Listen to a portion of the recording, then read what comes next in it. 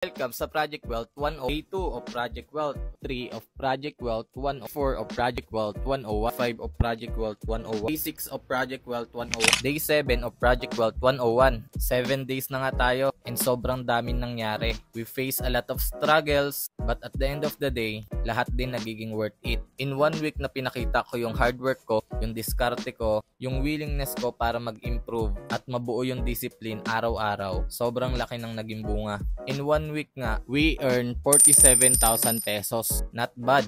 5 digits na yon. In 1 week working in this kind of challenge, sobrang solid talaga. Sobrang dami kong natututunan, sobrang dami kong tao nakikilala. May mga opportunity na biglang pumapasok, may mga bagay na unexpected, though may mga problema, pero part yun ng process. It's all about starting your own journey. Hindi naman to pabilisan. It's all about consistency, effort, and willingness. One of the most favorite thing na natutunan ko in this challenge is that minsan kailangan talaga natin magsakripisyo. Minsan kailangan talaga natin mag-say no, tumanggi, iwasan yung mga distraction, and mag-focus muna sa sarili. Marami pa tayong days na bubunuin. Yung 47,000 pesos, kulang na kulang pa yon. Pero naging productive yung 7 days natin. So paano ba yan? Yun lang. See you sa day 8. Bye-bye!